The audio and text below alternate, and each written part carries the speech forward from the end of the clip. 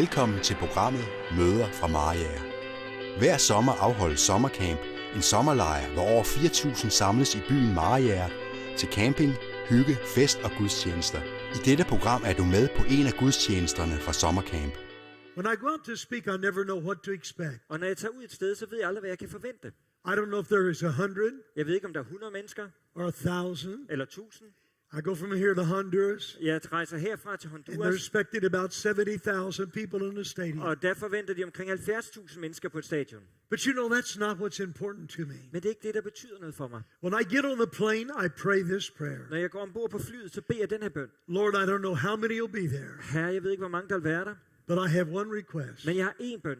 If you'll just give me one person on this trip, Hvis du bare vil give mig én person på den her rejse, one person that'll touch the believing button, én person, der vil røre lige ved kappen, my trip will not be in vain. så vil min rejse ikke være forgæves. Now, if you give me 100 or 1,000, that's a bonus. Herre, hvis der kommer 1000 eller hundredvis, det er bare bonus. But Lord, I'm on an expedition to reach that one. Men herre, jeg er på den her rejse bare for at nå den ene. And tonight I came looking for that one person. Og i aften så er jeg her for at lede efter den ene person. I'm looking for the miracle that is in this house. Jeg kigger efter det mirakel, der er i det her hus. Several years ago, I was asked to speak at the National Black Pastors Conference in Washington, D.C. For nogle år siden, der blev jeg bedt om at tale på de sorte pastorers konference i USA. I was the only Caucasian on the program. Jeg var den eneste, der var hvidhudet blegeansigt på det program. And I said to the moderator, why did you invite me? Og så spurgte jeg den, der stod for konferencen, og spurgte ham, hvorfor inviterede mig? Everybody knows these great black preachers are the greatest preachers in the world. Alle kender de her fantastiske sorte forkyndere. You have just set me up for failure. I har simpelthen stillet mig op til skue og fiasko. I felt like a pygmy among giants. Jeg følte mig simpelthen, at jeg var en lille pygmæ sammen med store kæmper. I said, why did you invite me? Hvorfor inviterede I mig? He said, because you've got a black heart. Fordi så sagde han, du har et sort hjerte. Well, that night I preached my black heart out. I was in fast company. Og den aften der prædikede jeg hele mit sorte hjerte ud. Little did I realize, sitting that audience Og jeg vidste ikke, at i det publikum den aften, was a young pastor about to quit the ministry. der var der en ung pastor, som var lige ved at give op i sin tjeneste. His little church is running beneath 100. Hans kirke, den havde kun under 100 medlemmer. He was discouraged. Han havde mistet modet. When I preached the message, something began to stir. Men da jeg prædikede budskabet, var der noget, der rejste sig i ham. He told me later he thought he was going to have a heart attack. Og han sagde til mig senere, han følte det, som om han var ved at få et And hjerteslag. he said, God, if you'll just get me out here alive, Og han sagde, herre, hvis jeg bare kommer levende ud af det her møde, I'm going to be the miracle in the house. så skal jeg nok være miraklet i huset. He went home and his church began to grow. Så tog han hjem, og hans kirke begyndte at vokse. He got on national television and preached one day. Han kom på national tv og prædikede en dag, And he touched the nation. og han berørte nationen. Several years later, Flere år senere, he invited me to preach at his first pastor's school. så inviterede han mig til at tale på hans første pastors skole. At the introduction, he told the story I just told you. Og ved introduktionen af mig, så fortalte han den her historie, som jeg lige har fortalt jer. And he said, I decided that if I ever had a conference, Pastor Barnett would open it up. Og han sagde, hvis jeg nogensinde skulle have sådan en pastorskonference, så havde jeg besluttet mig for, at det skulle være Barnett, der skulle komme og tale. There were 10,000 pastors there that night. Og der var 10.000 pastorer til den pastorskonference den aften. You might have heard of him. Det kan være, I har hørt om ham. Time magazine called him the new Billy Graham. Time Magazine har kaldt ham for den nye Billy Graham. That was T.D. Jakes. Det var T.D. Jakes. You see, there was a miracle setting right there in the house. Der var et mirakel, der sad lige der i huset dengang. And so tonight I'm on an expedition. Og i aften der er jeg også her på en ekspedition. I've come looking for the one. Jeg er kommet for at se efter den ene. If there are more than one, that's a bonus. Hvis der er mere end en, så er det bare en bonus. But I believe tonight this is a supernatural appointment from God. Men jeg tror på i aften, at det er en overnaturligt møde med Gud. Father, bless this sermon. Far, velsign du denne gudstjeneste. Let it be more than a sermon. Lad det være mere end en prædiken. Let it be an impartation. Herre, lad det være noget, som du giver ind i os. In Jesus' name. I Jesu navn. Amen. Amen. In 2 Kings chapter 4, there's a very familiar story. I 2. kongebog, kapitel 4, er der en meget kendt historie. Every preacher in the world has probably preached about it. Og alle prædikanter i verden har prædiket om den her historie. In the interest of time, I will not read it. Men for grund af tid, så vil jeg ikke lige læse den. You can read it later, but I just want to tell you the story. I kan læse den senere, men jeg vil bare fortælle jer historien. There's a famine in the land. Der er sult i landet. People are starving. Folk, de sulter. Mothers are eating their own children. Møder æder deres egne børn. This little lady is in desperation. Og den her kvinde, hun er i en dyb desperat situation. Her cupboard is bare. Der er intet mad i hendes bank account is empty. Hendes bankkonto er helt tom. She is in despair. Hun er desperat. But about that time, the man of God came to her house. Men på det tidspunkt kommer der en gudsmand til hendes hus. And he asked her an important question. Og han stiller hende et meget vigtigt spørgsmål. He said, what do you have in your house? Han spørger hende, hvad har du i dit hus? Now be very careful how you answer that. Men vær opmærksom på, hvordan du svarer på det spørgsmål. You see, because the little thing that she despised Fordi det lille, som hun virkelig foragtede, was the very thing that God was about to use. det var lige præcis det, som Gud ville til at bruge. And she said, I have nothing in the house. Og hun sagde, jeg har intet i huset. Now, ladies and gentlemen, there's always something in the house. Mine herrer og damer, der er altid noget i huset. But what happens is we look at where we want to go. Men vi ser på der, hvor vi gerne vil hen. We look at the dream that God's given us. Vi ser på den drøm, som Gud har givet os. And then we look at our Og resources. så ser vi på vores ressourcer. And compared to where we're going to go, Og sammenlignet med, hvor vi vil hen, it looks so small så ser det så lille ud.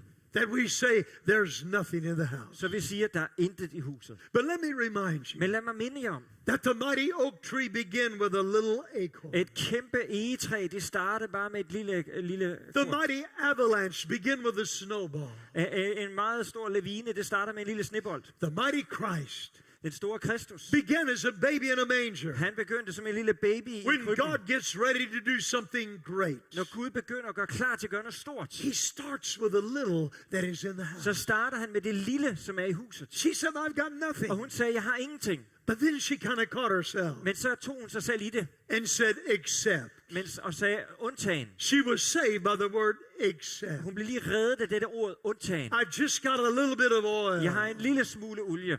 But the thing that she'd belittled and despised Men det, som hun foragtede, was the little that God was going to det use. var det lille, som Gud ville bruge. I want to pause right here to say Jeg vil have stoppet lige her og sagt, that everything that you have in your church, at alt, hvad du har i din kirke, everything that you need to bring revival to your city, alt, hvad du har brug for at bringe vækkelse til din by, everything that you need to stir up your house and your church, alt, hvad du har brug for at vække dit hus og din kirke, is sitting right there in your house. det er der lige i dit hus. The think tank you need is right there. Alt det, som du har brug for, er der.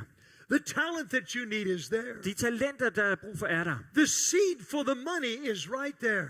Såkornet for pengene er der. You see, there is a miracle in the house. Der er et mirakel i huset. Now, here's the solution. Her er løsningen. The prophet said the first thing I want you to do Profeten siger, det første, jeg vil have, du skal gøre, is I want you to go out and borrow. jeg vil have, at du skal gå ud og låne. I want you to borrow empty vessels. Jeg vil gerne have, at du låner nogle tomme krukker. Don't miss empty vessels. Lad være med at tage ikke for få tomme krukker. Because the secret to revival in your church Fordi nøglen til vækkelse i din kirke, are the empty vessels. det er de tomme krukker. Pastors say to me all over the country, Pastorer siger til mig ud over hele landet. people said in my church board, Folk de siger, at min kirke den er kedelig. they fall asleep. De falder i søvn. And I said, don't get mad at them. Og jeg siger, lad være med at blive sur over det. They're just full. De er bare fyldte. They can't take it anymore. De kan ikke tage imod mere.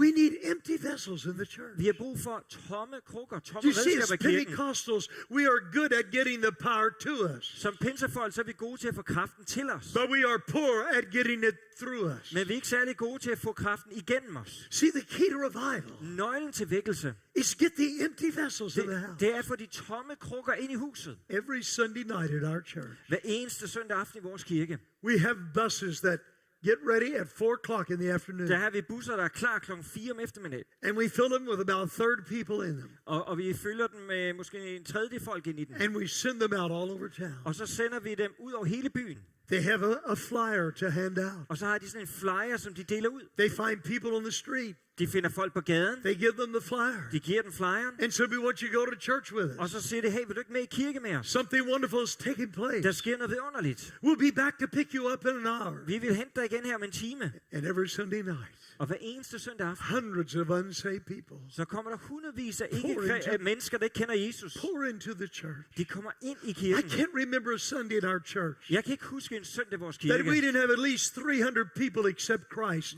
as their personal Savior. hvor vi ikke havde mindst 300 mennesker, der accepterede tage imod Jesus Kristus som deres frelser. See, the key to it is empty vessel. Nøglen er tomme krukker.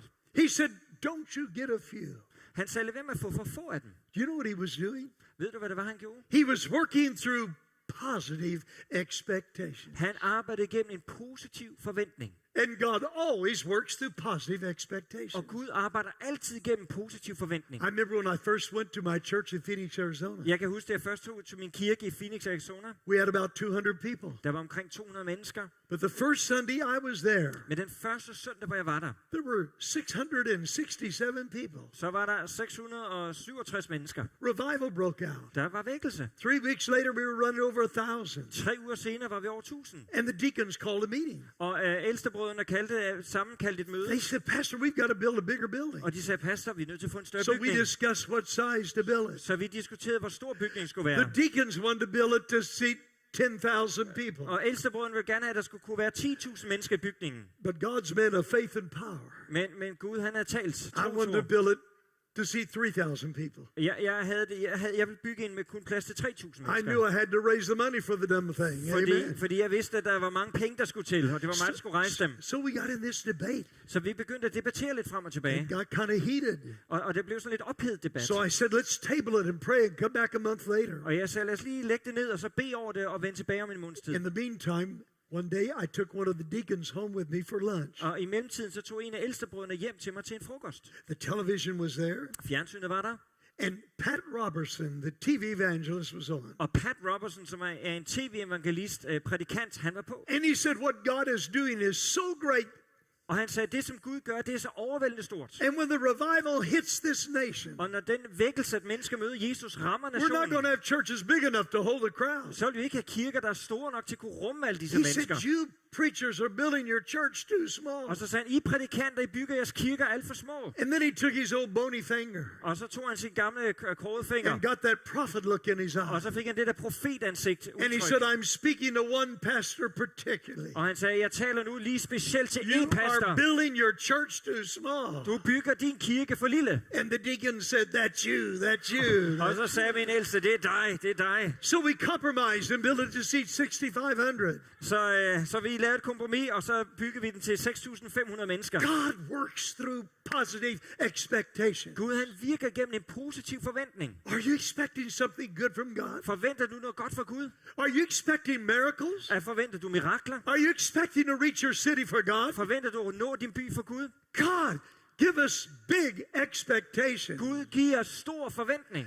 He said, get all the vessels you can. Han sagde, sammen alle de krukker, du kan. And my word to you, Denmark, is get all the vessels you can. Og mit ord til Danmark, det er sammen alle de krukker, I kan. Get ready. Sammen gør jeg klar. Get ready. Gør jeg klar. Come on, get ready. Gør jeg klar. God's about to do something in the house. Fordi Gud, han Amen. ønsker at gøre noget i dette hus. Amen. And then he said, after you get all these vessels together, Og så sagde han, efter du har samlet alle disse tomme krukker, I want you to go in and I want you to shut the door. så vil jeg have, at du går ind i dit hus og lukker døren. There comes a time when God gives you a vision. Der kommer en tid, hvor Gud han giver dig en vision.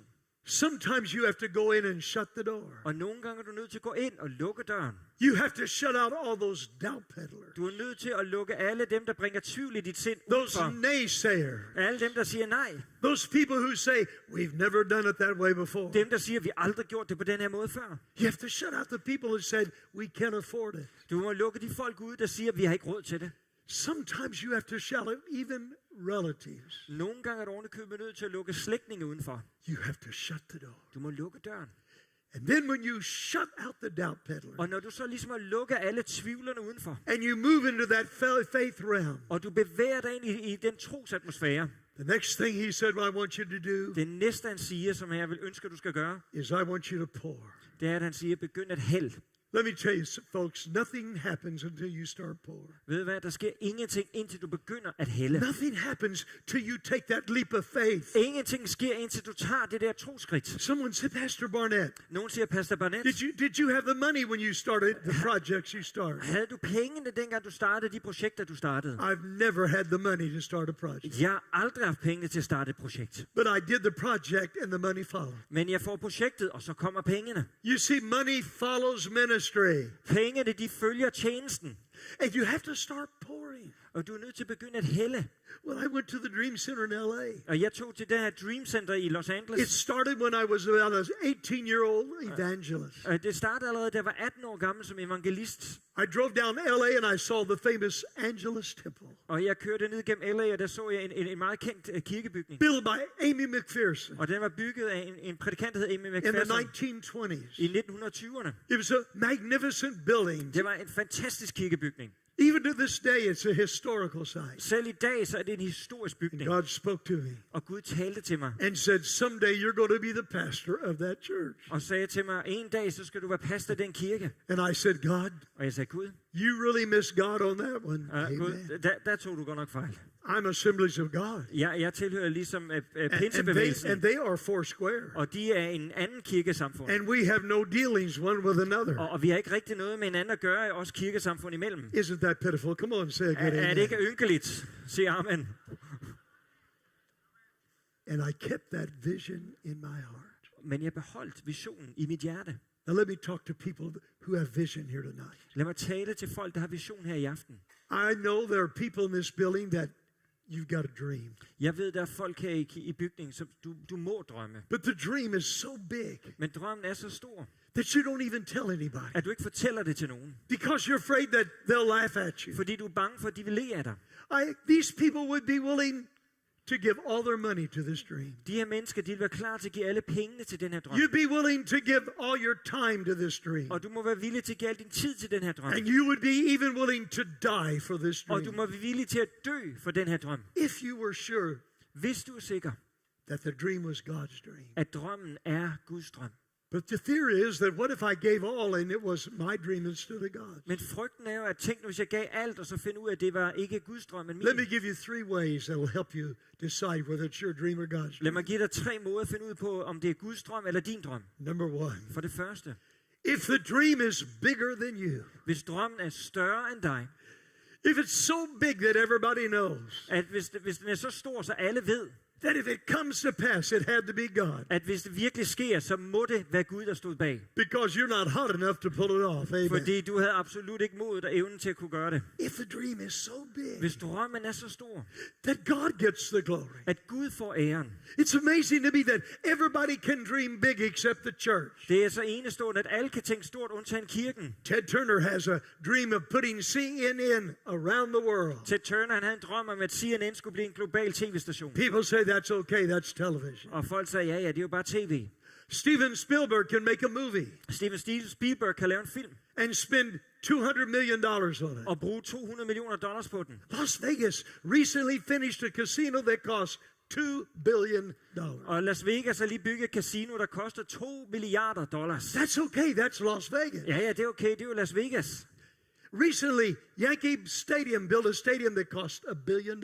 For nylig byggede Yankee Stadium i New York, de byggede et stadion, der koster $1 milliard. But you let a man of God get a big vision. Men lad en Guds mand få en stor vision. And people will say, Og folk, de siger, let's pray that God will humble that brother. lad os bede om, at Gud må ydmyge den bror. He needs a work of grace within his life. Og han har brug for et Guds nådesværk i hans liv.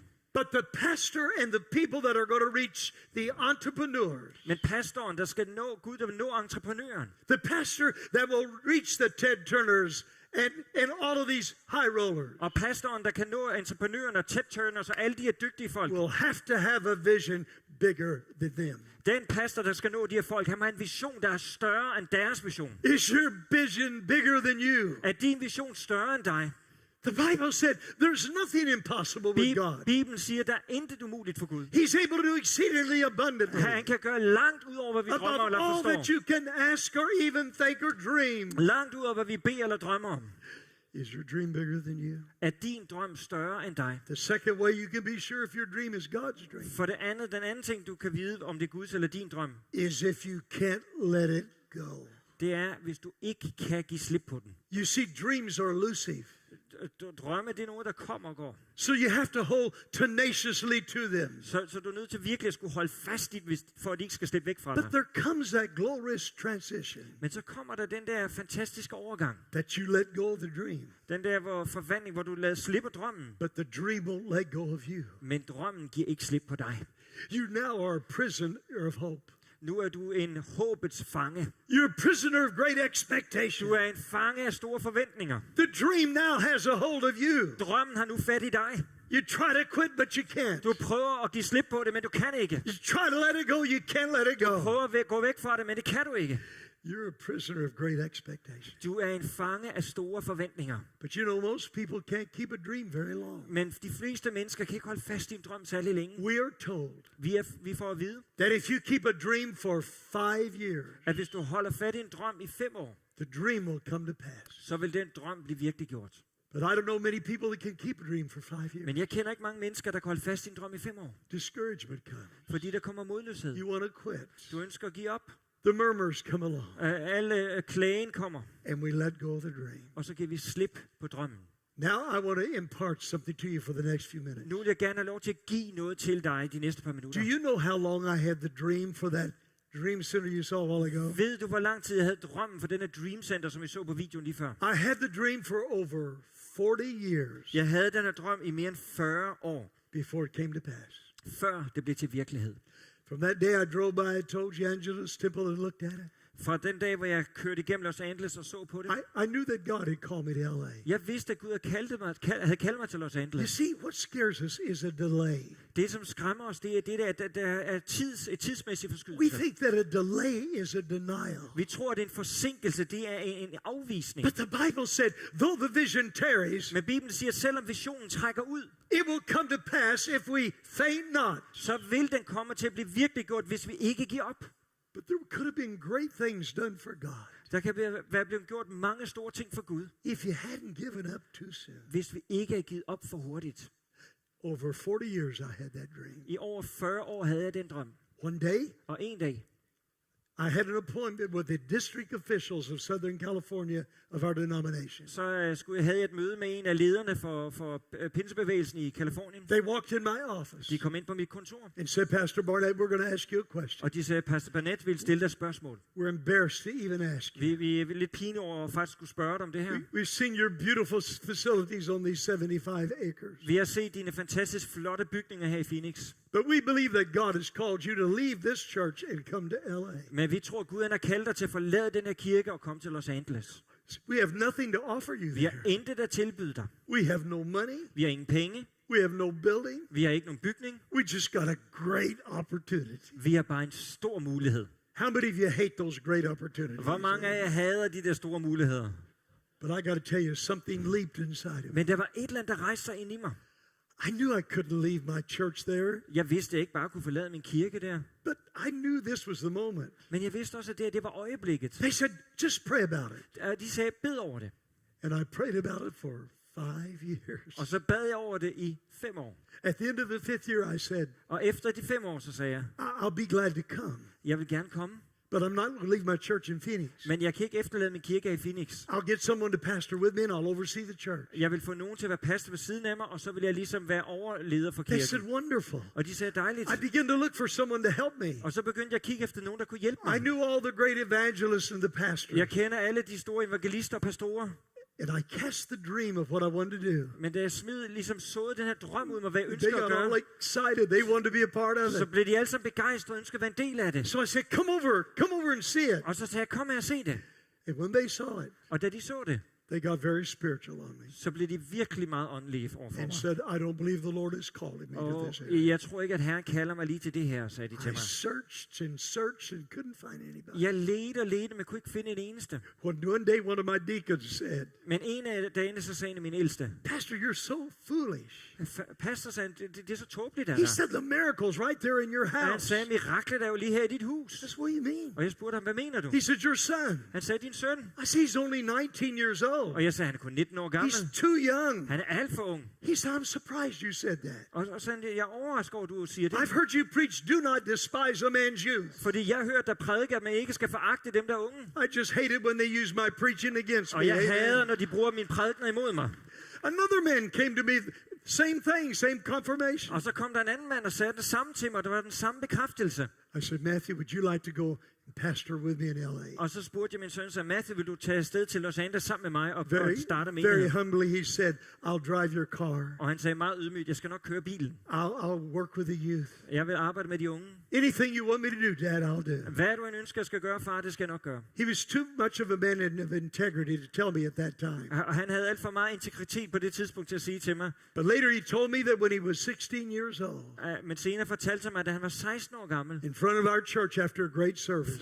Foran i vores kirke, efter vi har haft en dejlig gudstjeneste. God spoke to him and said, by the time you're 20, you'll be pastoring a church in LA. Så havde Gud talt til mig og sagt, før du bliver 20, så kommer du til at være forstander for en kirke i Los Angeles. Here we go to LA. Så vi tager afsted til Los Angeles.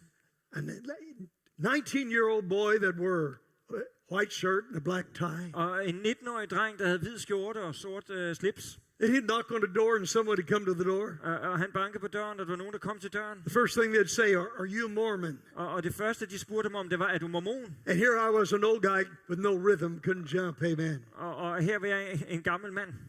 And here we are trying to reach the city with no training. Og her er vi for at prøve at nå byen, men vi er ikke trænet til det. So one day I got on national television. Så en dag, så kom jeg på national tv. And I said, we're trying to reach the city, we don't know how. Og så sagde jeg, vi prøver at nå den her by, men vi ved ikke hvordan. If anybody knows how to reach the city, please contact us. Hvis der er nogen, der ved, hvordan vi skal nå den her by, så fortæl os det. A little fellow showed up. Og så var der en lille fyr, der He dukkede said, op. Pastor, for the last 9 years, Og han sagde, pastor, de sidste 9 år. I've been going down Sunset Boulevard. Så jeg går ned ad Sunset Boulevard. And I find these kids that came to be movie stars. Og så finder jeg de her børn, de her unge mennesker, der er kommet til Hollywood for at blive stjerner. And they run out of money.